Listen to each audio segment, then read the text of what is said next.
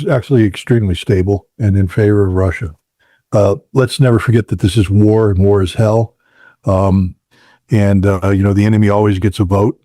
And the Ukrainians have been putting up, very steadfast resistance. The enemy can always, throw in some surprise punches, etc. And I think, though, we also have to understand this, Glenn.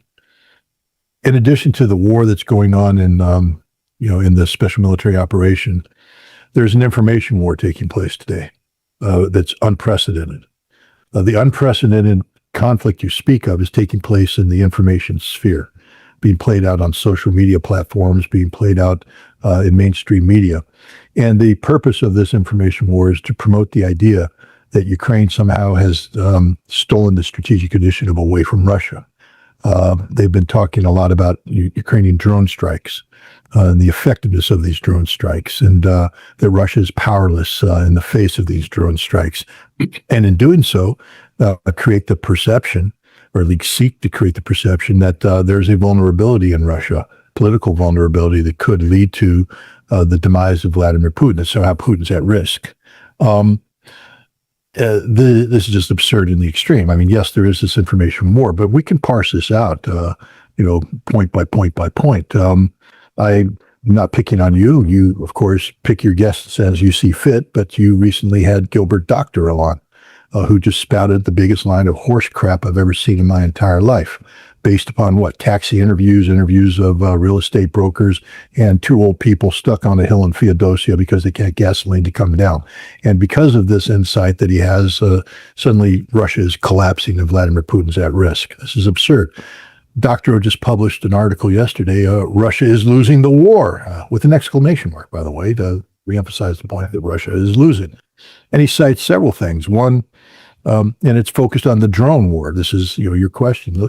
Let me just set this up. The day I went to St. Petersburg International Economic Forum on June 3rd, 96 drones struck St. Petersburg. The vast majority of them were shot down. 5 got through. They blew up some military targets, some oil structures. In the morning, there was some black smoke visible on the horizon.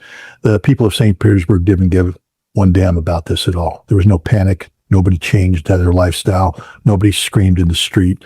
There were no demonstrations against Vladimir Putin. The conference went on. The day I left the St. Petersburg International Economic Forum, I received a notification on my phone that the internet was going down because of an ongoing Ukrainian drone strike. Life is complicated by these drones. There's no doubt about that. There can be no doubt about that. I went to the special military operation.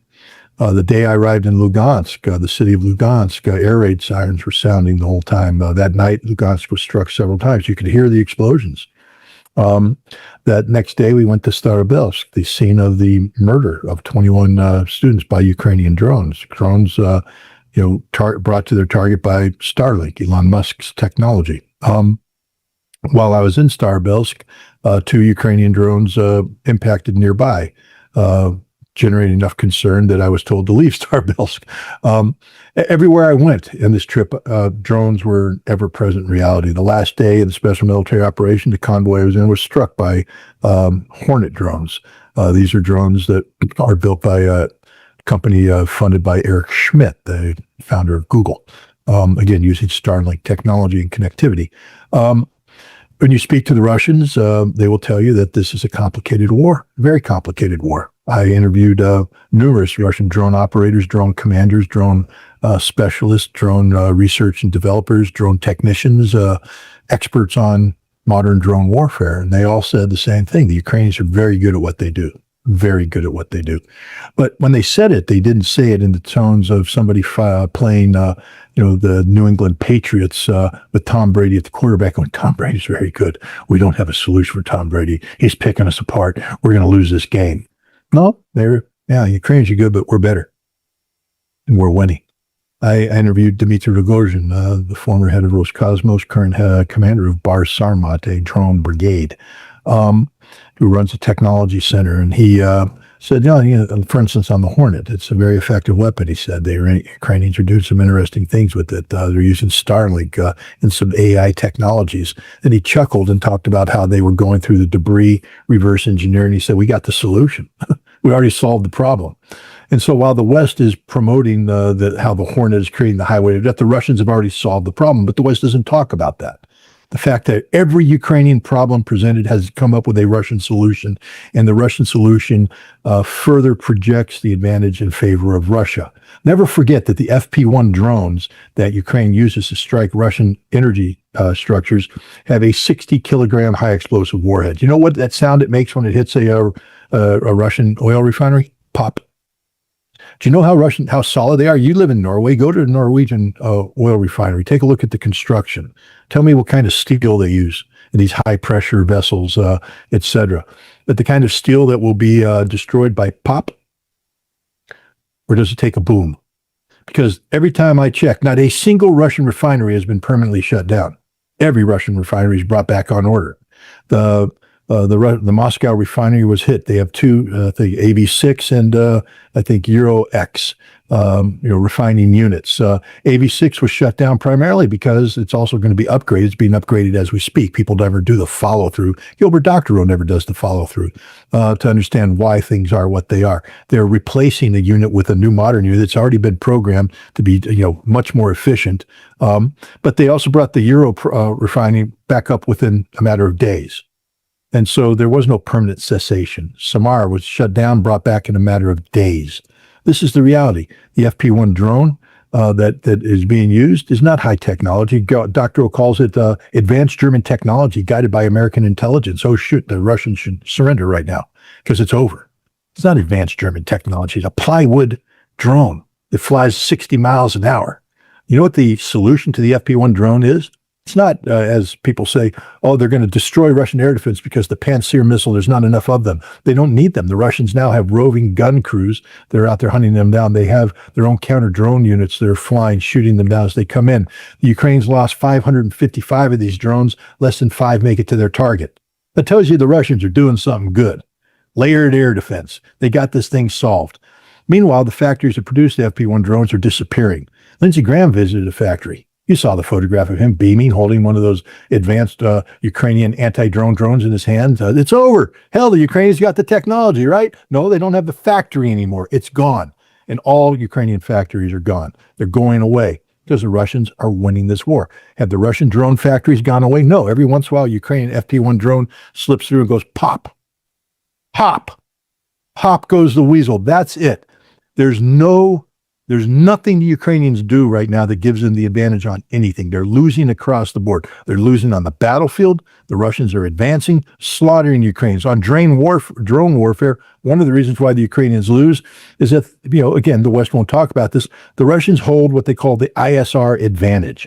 They have overwatch over the totality of the battlefield. And the Russians have used AI in their command and control in a way that the West doesn't even understand right now. They have maximized the rapidity of analysis of imagery coming from a variety of sources.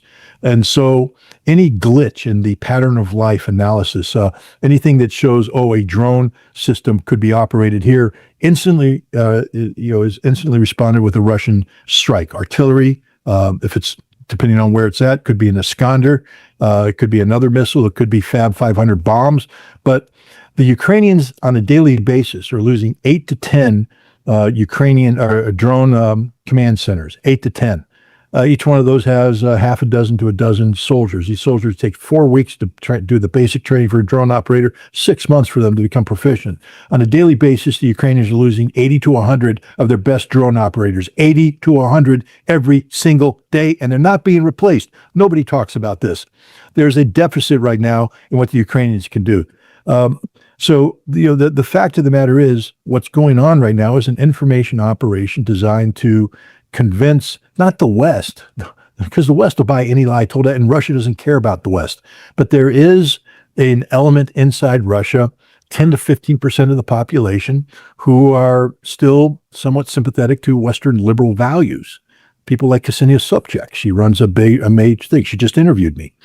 She's somebody who some people would say hates Russia, but I don't say she hates Russia. I think she has a different vision of Russia, a Russia that is strategically aligned with the West, a Russia that is culturally aligned with the West.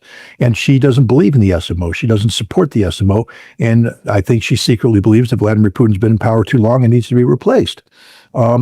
But how do you get rid of Vladimir Putin? You have to create the perception that he's somehow vulnerable. And right now we have a thematic taking place in the West. Gilbert Doctorow is one of the leading proponents of this, that a window of vulnerability opens up on September 20th in the elections in the Duma. Do you understand that Putin is not going to be kicked out of power on September 20th? Does everybody understand that this man's popularity raising is in the high 70s? It could possibly go back up into the 80s because the Russians will rally behind their leadership. They will not abandon their leadership, especially an effective leader, a beloved leader like Vladimir Putin. So this is just false hope. The notion, and again, there's people that say, that Putin is vulnerable because Russia's history shows he's vulnerable. They cite Gorbachev, Yeltsin. They cite the Wagner revolt to show that there's this vulnerability, that the military could be swayed over. They're just absolute misreads. You're comparing apples and oranges. Putin has never been more secure today in power than he is today. There's no chance of any window of vulnerability. There is no meaningful counter. Gilbert Doctorow uses interesting, analytical models, some of which are derived from watching Russian TV. Glenn, you watch Russian TV. You understand that Russian TV is a business. Okay. Do you think that 60 Minutes, the big game, Solo Live is about providing fact-based analysis to the Russian people, or is it entertainment, news as entertainment designed to attract viewership? And how do you entertain? Not by going out there giving cold, hard facts. You entertain with controversy. You have to have controversy. And Russia TV generates controversy. And to sit there and say, I watch Russian TV, therefore I have my finger on the pulse of Russian society and Russian politics, is the dumbest thing I've ever heard of in my life. I'm frustrated by this, Glenn, because I just came back from Russia, and I feel as somebody who, has spent my adult life doing high stakes, high grade intelligence analysis. I mean, I've been trained by the best, the American intelligence community at its prime. I've received classified commendations from the director of the CIA for my analytical products. My analytical products have been briefed to presidents of the United States, to prime ministers around the world, to secretary generals, to commanders of military forces. And I have a track record that's about, over 95% correct. But the thing about being a good analyst is your ability not to be married to something, to say, oh, I got this right, therefore this is what I'm going to embrace, but is to absorb new data and rethink through your analytical methodologies and say, has things changed? And I do that all the time. The one thing I would never do is become prisoner of Russian television. What an absurdity. The sources I use are Russian generals, Russian colonels, Russian majors, Russian captains, Russian sergeants, Russian soldiers. I interview them consistently over time. I interview senators. I interview representatives of the Duma. I interview industry leaders. I interview people affiliated with academia. I interview people affiliated with the foreign ministry, with the defense ministry. I don't interview taxi drivers. I get interviewed by taxi drivers as I drive to and fro in Moscow. Some confuse me with Tucker Carlson. God bless them. But the idea that I would sit here and come on your show and tell you that I'm going to give you analysis because I talked to two movers who were moving the furniture out of my house. I talked to an 80-year-old person because they're in Feodosia, stuck on a hill because they have no gasoline. And I watch Russian TV. And this gives me the ability. This is the reason why I bring up Doctorow is that he is endemic of the problem. The problem is the mainstream media, and social media are relying upon people who aren't providing sound analysis, people who are playing into a thematic that is popular, that gets clicks right now, that does something, but it's not giving you the truth. The truth of Russia is this. It's the political establishment has never been stronger. The certainty of victory on the battlefield has never been more certain. The strategic initiative has shifted completely in favor of Russia. Stop believing what you hear about the energy. There is no energy crisis. There's an energy hiccup, but everything's being managed. All those gas lines you see, they don't exist anymore, Glenn. They go away within 3 days because the Russians reallocate resources. And suddenly gas is available because gas is available because what? They stop exporting gasoline. People say, well, that's a sign of Russian weakness. Russia hasn't been exporting gasoline for many years now because of the sanctions, because of war. Only recently they started exporting gas, but now they have to stop because of drone strikes. Drone strikes are causing a problem. But the guidance system that takes the drones to the Russian oil refineries, which the CIA called their magic weapon, they didn't name it back when they published. Remember that article they published in 2024 at the same time they launched a drone strike to assassinate Vladimir Putin? It's Starlink. Glenn, Starlink's not working right now in many places in Ukraine. Ask yourself why. I know the answer. I know because I was there. I talked to the people who are hunting Starlink. There are 3 strategic paths that Russia's taking to nullify Starlink as an effective communication vector, and they're all coming into play except one. One is called shredding. Russia could shut down Starlink today, right now, as we speak, take it out by shredding it. Simply putting something up in space and shredding the constellation. That would be the end of Starlink and all of American military communications connectivity. It's a huge vulnerability. Russia's not doing it. Why? Because Russia's not panicked. Russia is using alternative vectors to shut down Starlink, and it's working. Ask the Ukrainians why their drones aren't flying right now in certain areas, because they can't fly, because Russia shut down Starlink. Ask them why their numbers, why their the success rate of the FP1 is dropping to the ground, because Russia's shooting them down. Russia's solved the problem. Why is the Hornet flying? The drone war is being won by Russia. I'm telling you, this is a statement of fact from somebody who just came from the special military operation, interviewed the Russian drone operators, and watched firsthand what's happening. Now, this doesn't mean that the Ukrainians aren't having effectiveness. This is a war. War is hell. And the Ukrainians are doing a good job. They're very brave. But they're losing 80 to 100 of their best drone operators a day, and they don't have anybody to replace them. Well, one thing which has changed, though, is the Kremlin spokesperson, Dmitry Peskov. He was making the point that the special military operation was now shifting towards war because of NATO's deepening involvement. I was wondering, I guess a twofold question. How do you see the extent of NATO's involvement now in the war? And I guess, is it growing as well? And what's the meaning, or how valuable is what Peskov said? Does it mean much, or is it more of a personal position, or does it mark any shift in the thinking of the Kremlin? Well, the thinking of the Kremlin is measured by Vladimir Putin. So let's wait till Vladimir Putin articulates a statement. Peskov is a spokesperson who goes out and answers questions. Sometimes he gets ahead of the skis. Sometimes his job is to plant a seed of thought. So you just had a major NATO summit. And I think Russia needed to be seen as responding to the NATO summit. And so rather than thinking NATO that they got a free ride, they got to say all these things and posture against Russia without consequence, the Russians have come back with several statements. Remember, when France talked about sending Rafale fighters with nuclear weapons to Finland, the response was Finland now has become a nuclear target. Does that mean that Russia has restructured its entire nuclear profile? It said, no, it just means that they made a statement. You're talking about something, we're putting a marker on the table. NATO comes out and talks about more money to Ukraine, talks about joint production, etc. And Peskov's making the simple statement that this makes you a direct party to the war. This changes the nature of the conflict. But there has been no legal change in it.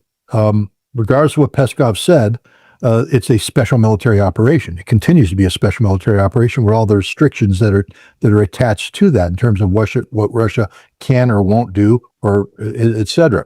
Russia has expanded its target deck. They're using a different algorithm, which takes into account the dual use capabilities. This is why you see furniture factories that Russia has known for some time have been reconfigured as drone factories being destroyed, because Russia is now saying, well, we have no choice but to hit these dual use. But, Russia before was playing a perception game. We don't want to be perceived as striking civilian targets.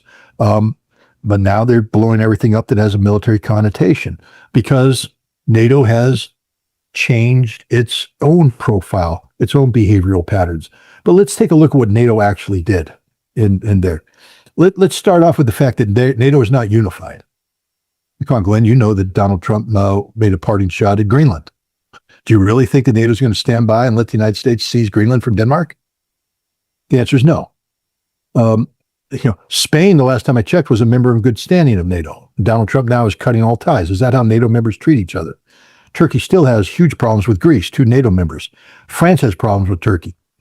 Ankara was a facade. It was fake. It was theater, political theater. What did NATO commit to? The money they talk about pouring into Ukraine isn't going to Ukraine, but being invested into European defense industry, ostensibly to the benefit of Ukraine. But many of the technologies they're talking about investing in require lead times of 2, 3, 4 years. Ukraine's losing the war right now. Nothing that was agreed to in Ankara will have any impact on the battlefield this summer, this fall, this winter, when Ukraine loses this war. Meanwhile, the Russians are taking apart Ukraine's energy infrastructure. They talked about a dark winter last year. Well, what do you think this is going to be? There's going to be a dark summer already at the peak of air conditioning season. Russia's taking on infrastructure. The Ukrainian people are suffering today. You talk about Russian gas shortages throughout Ukraine. There are gas shortages because Russia is devastating the infrastructure, devastating supplies. This is the reality. Everything that came out of NATO was a facade, was fake, up to and including Donald Trump saying we're going to let you license production of the Patriot. Really? I can guarantee you this, Glenn, not a single Patriot will ever be licensed inside Ukraine. It's a physical impossibility. First of all, because you got to put in, a 60,000 square foot or 600,000 square foot factory built from scratch because it's got to do certain things. You think the Russians are going to sit there? I just told you the Russians have ISR dominance over Ukraine. They watch everything. So they're going to sit there and go, hey, yeah, go ahead and build that factory. We'll stand, but don't worry about us. You send in all your technicians, build that factory. You need to install specialized equipment. Please do that. Test it all the way. We'll do nothing. We'll let it happen. And then we'll let you establish your supply lines, all of which have to go through specific, checks, and quality control checks, et cetera. And then they're going to let them actually assemble Patriots and take those Patriots to operational units. You understand that factory will never get built. Has no chance of being built. No insurance underwriter is going to fund that. This is a joke, and already it's recognized as a joke. This is why Zelensky's in panic, running around saying, hey, I got to hold you to your word. You promised me license-built Patriots. And he's realizing there will be no license-built Patriot. The best he's going to get is Patriot GEMTs produced by Germany that will be assembled in Germany using German parts, and they will be sent across the border. Well, they will be blown up in a warehouse before they're ever launched. This is the reality of it. The United States says we're sending in PAC-3 Patriots, the ones they need to shoot down. Because you understand the GEMT shoots down nothing. Maybe a caliber now and then. It can't handle Zircon Kinzhal. It can't handle the Iskander. So the Russians are hitting Ukraine today. There is no air defense in Ukraine, which means there's no air defense umbrella for any of the things that Ukraine wants to happen. Everything will be destroyed by Russia on Russia's terms. Ukraine cannot rebuild. Ukraine is not rebuilding. This is the reality of the conflict. Ankara was a joke, an absolute joke. And you will watch as quickly as everybody talked about Ankara and patted themselves on the back, it's already happening. The spirit of Ankara is disintegrating as we speak. The big thing that happened was Donald Trump's emotional instability projected him hard right back towards Ukraine. How long do you think he's going to be a friend of Zelensky? What happens when Zelensky starts complaining about Patriots and licensing production? Donald Trump's going to call him what he's always called him, ungrateful. Ungrateful. And then the reality of the global energy crisis is going to slap him in the face again, and he's going to have to grant Russia the ability to sell oil. And when Scott Besson says we need to ratchet down oil, he's going to say we can't. We have to have Russian oil in the market to stabilize the global energy markets. Instability all over, unpredictability. This is what Ankara was. People cannot misread what happened in Ankara. It was an absolute disaster for NATO.